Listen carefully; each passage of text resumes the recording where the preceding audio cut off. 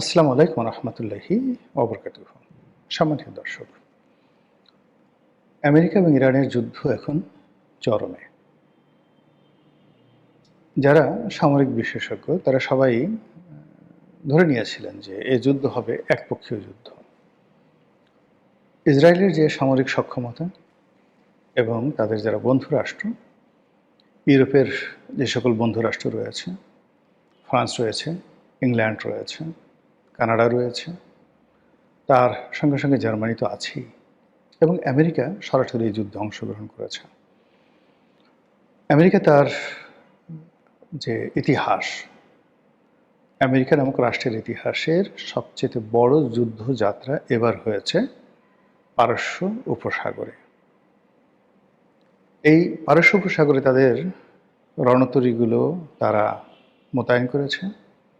তাদের যত আধুনিক মারণাস্ত্র রয়েছে সেগুলো তারা এখানে এনেছে, এবং একই সঙ্গে প্রায় 50টির উপরে তাদের যে সামরিক ঘাঁটি রয়েছে মধ্যপ্রাচ্য জুড়ে, প্রতিটি ঘাঁটিতে তারা সর্বোচ্চ সৈন্য সমাবেশ, কৌশলগত অবস্থান, সামরিক সরঞ্জামাদির সেখানে সমাবেশ করা ছাড়াও তাদের যে সকল বন্ধু রাষ্ট্র রয়েছে তাদেরকে রেড অ্যালার্টে রাখা হয়েছে।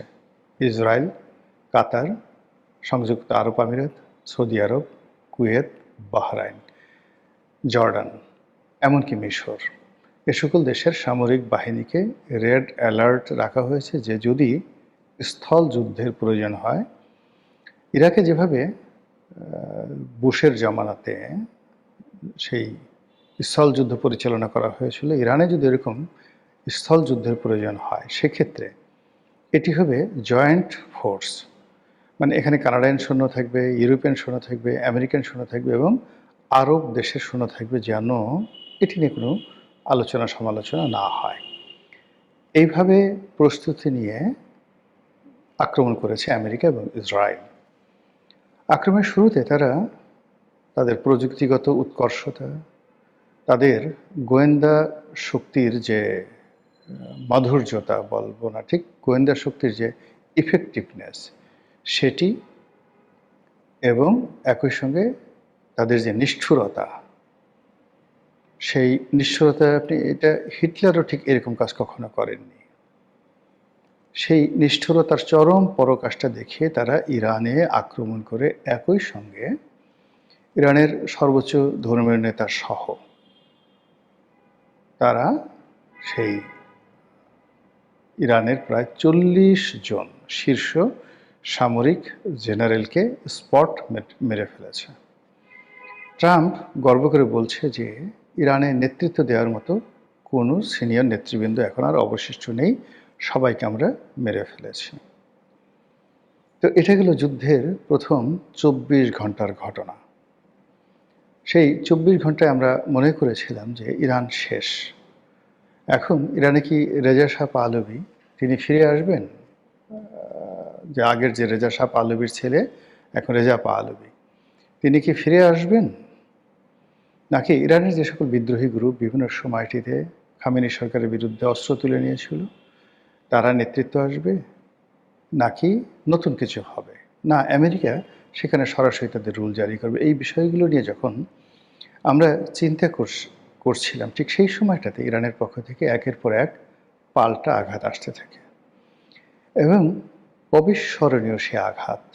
তাদের যুদ্ধবিমান নেই, তাদের নিউক্লিয়ার পাওয়ার নেই, তাদের যে অন্য যে প্রযুক্তিগত আমেরিকা ইউরোপের কাছে যে নৌশক্তি থাকে সেই নৌশক্তিও তাদের নেই।